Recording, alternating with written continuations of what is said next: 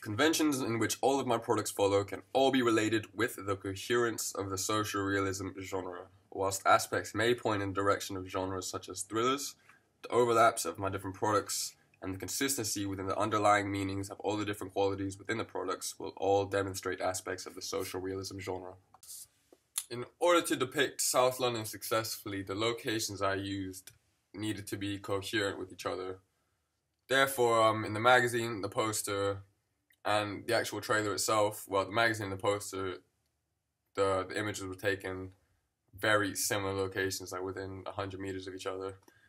And this location can also be witnessed in the film itself, the opening chase scene with Charlie, because this location was used because it was an estate and it gave a relatively accurate depiction of just a regular South London estate. The actual emphasis on Oscar Gunn, he was used to actually, he would have been used to sell the movie. Like, the magazine is a close-up of him to establish a sense of intimacy with the character.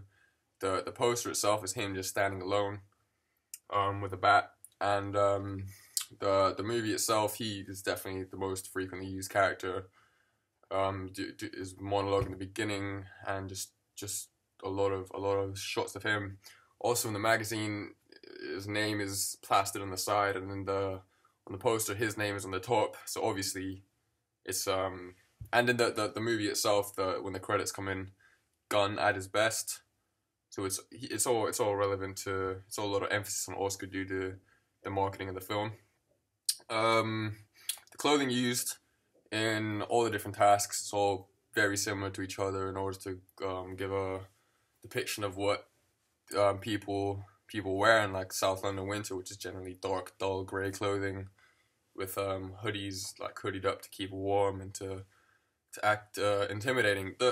The use of one specific character is meant to reflect the individuality in the movie. I mean, the whole purpose of the movie is a dilemma between what's right and what's wrong. And the poster, he's in the center of the poster, sort of demonstrating he can go either way. The magazine, there's a split in the middle of his head, like the two walls, two different colors. Again, either way. The font used was quite a big aspect in the marketing for the film.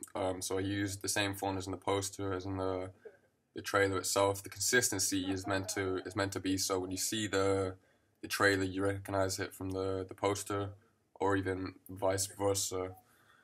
When looking at similar texts, they all attempt to use a graphically bold font, so I made sure that my font was graphically bold. I further added in little features such as little shiny little bits to build on the graffiti effect of the font, because although it wasn't a graffiti font, it's meant to demonstrate similar aspects to the graffiti in South London, which demonstrate similar qualities such as the etchings on the sides and the 3D effect which is used.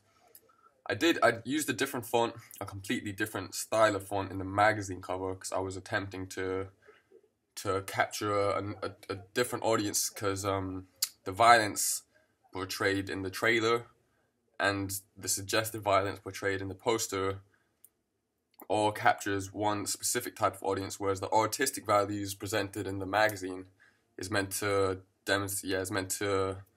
capture those interested in film and those interested in reading about the makings of the product.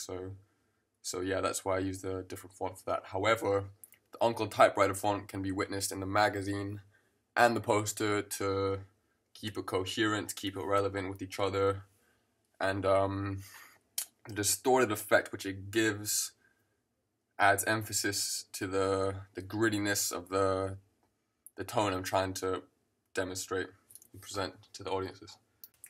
The color used in every single task was meant to represent a gritty sort of South London street light effect. There for the poster, I took the picture underneath a street light, providing a real nice natural orange lighting, which is frequent in South London streets.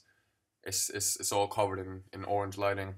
However, I enhanced the orange and almost turned it red. However, the street light can still be seen, so it's all within the same convention. But for the film itself, I attempted to use as much natural street lighting as possible without bringing in my own battery lights, although I did have to, for some points, the street lighting which was provided for me was used as much as possible in order to keep it within the social realism genre, because obviously part of social realism is reflecting reality, and the lighting I felt was a large aspect of this. I attempted to film on grey days in order to give an accurate depiction of what life is like in London, because to be honest, most days are grey, and so in the magazine and the poster, a dull color palette was used to reflect the grey days that I used to film.